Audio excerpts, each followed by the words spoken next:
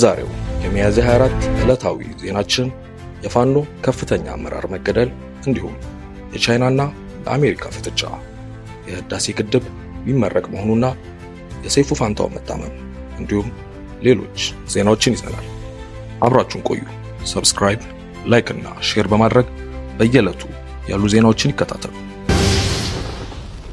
በትናንትናው ዕለት ሚያዝያ 3 2017 ዓ.ም በፋኖ ትግል ውስጥ ትልቅ ቦታ የሚሰጠው በትጥቅ ትግል ከፍተኛ ልምድ ያለው የአማራ ፋኖ ጠቅላይ ግዛት ቀዳሚ ምክትል አዛዥ የነበረው የገብርዬ ክፍለ ጦር ከሶስት ወንድሞቹና ከበኩር ልጁ ጋር ሆኖ ሲዋጋና ሲያዋጋ የነበረው ሜጀር ጀነራል ከፍያለው ደስ ያየለ በላይ ጋይንት ወለላ ባህር አጎና ከተማ ላይ በሌሎች የፋኖ አደረጃጀት ውስጥ ባሉ ሰዎች መገደሉ ተሰምቷል።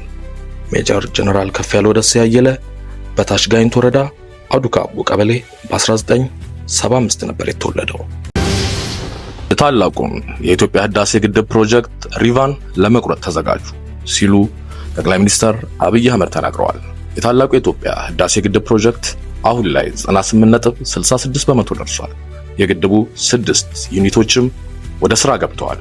ጠቅላይ ሚኒስትር አብይ በሚቀጥሉት 6 ወራት የታላቁን የኢትዮጵያ ህዳሴ ግድብ ሪቫን እንቆርጣለን ማለታቸውም የሚታወስ ነው። የጋዛ ነገር አሁንም መነጋገሪያና አሳሳቢ ሆኗል። የዓለም አቀፉ ቀይ መስቀል ኮሚቴ ኃላፊ ጋዛ በምድር ላይ ሲኦል ሆናለች፣ የእስራኤል ወታደራዊ ጥቃትም እንደቀጠለ ነው ሲሉ ለቢቢሲ ተናግረዋል።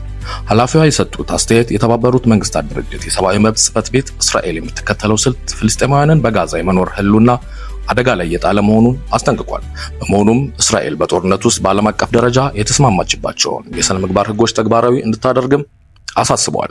ነገር ግን አሁን በጋዛ እየሆነ ያለው ነገር የዓለም አቀፍ ህግ እጅግ በጣም የተከፋፈለ መሆኑን በይፋ ተናግራለች። እንደ አውሮፓውያን አቆጣጠር መጋቢት 18 ጦርነት ካገረሸ በኋላ የእስራኤል የቦምብ ጥቃት መፈጸሟን ተከትሎ ከ1500 በላይ ፍልስጤማውያን መሞታቸውን በጋዛ የሚገኘው የሐማስ አስተዳደር የጤና ጥበቃ ሚኒስቴር አስታውቋል። የእስራኤል መከላከያ ሰራዊት 400,000 የሚጠጉ ሰዎች እንዲፈነቀሉ ያስገደዳቸውን የመልቀቂያ ትዕዛዝ አውጥቷል ተብሏል። እስራኤል ከማርች 2 ጀምሮ በምግብ የህክምና አቅርቦትና ሌሎች ዕቃዎች ወደ ፍልስጤም እንዳያልፉ ሙሉ በሙሉ እገዳ ጥላለች።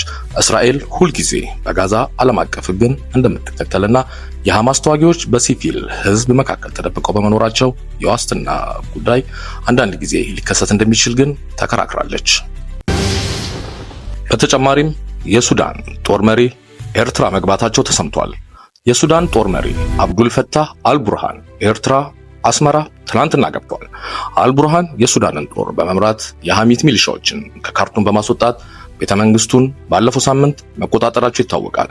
የኤርትራና የሱዳን ግንኙነት ከኢትዮጵያ አንጻር እንዴት እንደሚታይ እስካሁን ድረስ ምንም የገባን ነገር ባይኖርም ከቀናት በፊት በርካታ ቁጥር ያላቸው ኢትዮጵያውያንን ጭና ከጅቡቲ ወደ የመን ስትጓዝ የተሰወረችው ጀልባ በኤርትራ መገኘቷ ተሰምቷል። ከ4 ቀናት በፊት በርካታ ቁጥር ያላቸው ኢትዮጵያውያንን ጭና ከጅቡቲ ወደ የመን ስትጓዝ የነበረችው ጀልባ መሰወሯን በትላንትናው ዕለት ዘገባችን ይታወቃል። አሁን በደረሰ መረጃ እንደሚያመለክተው ከሆነ ይህ በርካታ ኢትዮጵያውያንን ስደተኞች ጭና ከጅቡቲ ወደ የመን ስትጓዝ የነበረችውና በቀይ ባህር የተሰወረችው ጀልባ ኤርትራ በኩል ተገኝታለች የሚሉ መረጃዎች እየደረሱ ይገኛሉ። በኤርትራ በኩል ተገኝታለች በሚለው መረጃ ዙሪያ በጀልባ ከተጫኑ ስደተኞች መካከል ከወደ ኤርትራ ሆነው ስልክ እንደደወሉ የሚገልጹ መረጃዎችም እየወጡ ይገኛሉ።